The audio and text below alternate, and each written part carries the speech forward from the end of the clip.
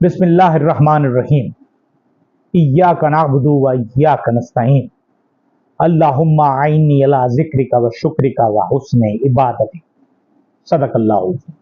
अस्सलाम वालेकुम। MTL TV के साथ मैं हूं MTL।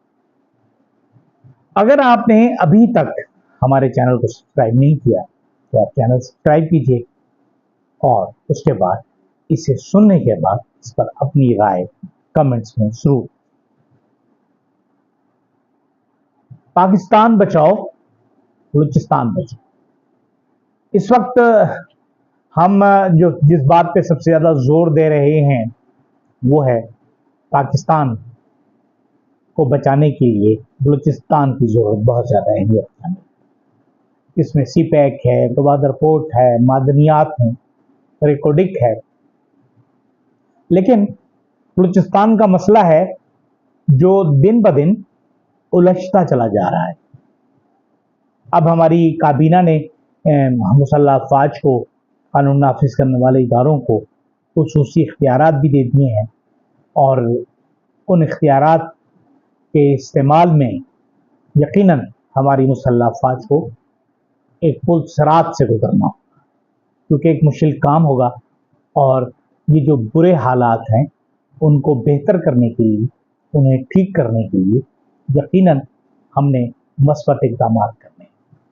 दूसरी तरफ जो सबसे तवाना आवाज़ है अख्तर मेंगल की बलूचिस्तान से और महमूद खान अचकज़ई की, ये दो आवाज़ें हुकूमत मुखालिफ हो चुकी हैं, एक पख्तून इलाके की और एक बलोच इलाके। सरदार अख्तर मेंगल तो रिजाइन करके मुस्ताफ़ी होके दुबई चले गए हैं, जहां यकीनन अगर वो यहाँ रहते तो उन पर कुछ अखलाकी दबाव होते, लोग कोशिश करते कि वो अपना इस्तीफा वापस लें। उससे बचने के लिए गालिबन वो वहाँ चले गए हैं और अब इत्तला ये आई है कि वहाँ दुबई में एक बलोच कॉन्फ्रेंस होने वाली है। ये एक बहुत मुश्किल काम है, मुश्किल फैसला है जिसे अख्तर मेंगल साहब ने करना है और उसमें उन्होंने किस तरह बलूचिस्तान के मसले को देखना है। और क्योंकि वो वफाक की सियासत करते रहे हैं और वफाक की सियासत से निकल के बाहर गए, लिहाजा उनके लिए एक बहुत ही मुश्किल फैसला होगा, बहुत ही मुश्किल मरहला होगा। दूसरी तरफ बलूचिस्तान में जिस तरह 4th शेड्यूल में लोगों के नाम शामिल किए गए हैं, वो किसी भी तौर से मसला बलूचिस्तान को ठीक करने या उसे हल करने में मददगार साबित नहीं हो। अब इस पर मजीद जो मरे पे 100 दुर्रे वाली बात है कि इस पर मजीद जो है वो गुलफशानी हो गई कि जी KPK का मसला भी अब खराब हो गया। KPK ने तो जाहिर है कि स्टैंड लिया।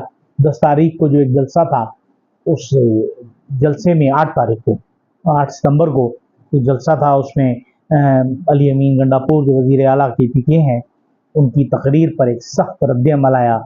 उसके बाद उन्हें इस्लामाबाद बुलाया गया और वो 8 घंटे तक उनका किसी से राब्ता नहीं हुआ।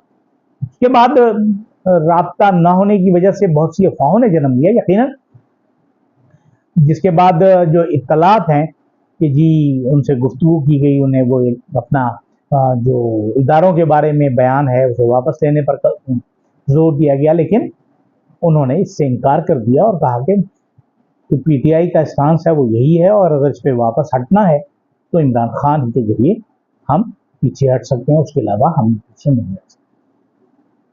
अब उस पर उन्हें रोका जाना था, उन्हें बंद किया जाना था, लेकिन जो अफवाहें थीं वो बहुत शदीद थीं कि जी उन्होंने एक रिट तैयार कर ली और उन्होंने कहा कि हम जा रहे हैं पेशावर हाई कोर्ट में और जाकर हम गुमशुदगी का एक रिट दायर करते हैं और एक वज़ीर आला, इलेक्टेड वज़ीर आला जो है वो मिसिंग।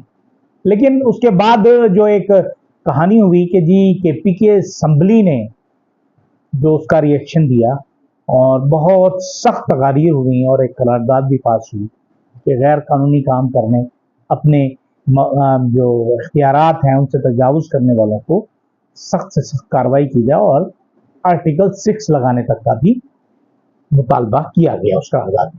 ये यकीनन दूसरा सूबा है जो मुश्किल में चला गया है और ये हालात कोई इतने अच्छे नहीं हैं कि हम उन्हें मिसाली कह सकें। मुश्किल से मुश्किल तर, पहले बलूचिस्तान अब KPK, दोनों हमारे सेंसिटिव सूबे हैं और अगर ये सेंसिटिव सूबे ही मुश्किल में आ गए तो विफाक भी मुश्किल में आएगा, इदारे भी मुश्किल में आएंगे। दूसरी तरफ KPK से जो इत्तलात आ रही हैं बड़ी खतरनाक कि जी लकी मरवत और जो जनूबी KPK है वहाँ की पुलिस ने हड़ताल कर दी है। क्या क्या कहने कि हमारी पुलिस ने हड़ताल कर दी है और उनके मुतालबात जो हैं वो बहुत ही संजीदा नौइयत के हैं। क्या हैं उन पर गौर व खौज किया जाना चाहिए। एक तरफ एक महाज सियासी है, दूसरी तरफ इंतज़ामी है। ऐसे में हम कहाँ जाएं, किस तरफ जाएं। अगर देखा जाए कि जी कल हमने गुफ्तगू की थी इरसा के हवाले से कि जी इंडस वाटर इरसा बिल पास किया गया है जिस पर बहुत शदीद तहफ़्फ़ुज़ात का इजहार किया है पाकिस्तान पीपल्स पार्टी ने, और दूसरी तरफ इंडस वाटर कमीशन का इजलास भी हो रहा है ये हेग में। पाकिस्तान ने जो 1960 में सिंतास मुआहदा किया था उसमें 3 मशरकी दरिया भारत को दिए गए थे और मगरबी दरिया वो पाकिस्तान के हिस्से में आए थे, चनाब, झेलम और सिंध, जबकि ब्यास, सतलुज और रावी जो है वो भारत के हिस्से में है। अब इन्हें बकिया जो पानी है उसे हमने कैसे मैनेज करना था। हमारे पास जो इस वक्त इंडस रिवर सिस्टम में मौजूद पानी की सालाना दस्तयाबी है वो है 140-142 मिलियन एकड़ फीट। नहरों के जरिए 104 है, हम कर रहे हैं 42 मिलियन जो है वो बुखारात और रिसाव की वजह से ज़ाया हो जाता है। इस वक्त जो कमी है पानी की वो तकरीबन 20 मिलियन एकड़ फीट है और अगले साल जो 2025 है उसमें ये 30 मिलियन एकड़ फीट तक चला जाएगा, जबकि सालाना हम 35 मिलियन एकड़ फीट पानी जो है वो समंदर में बहा देते हैं, जिसके लिए हमें डैम बनाने और ये तय हुआ था सिंतास मुआहदे में हर 10-12 साल बाद 15 साल बाद हम एक डैम बनाएंगे।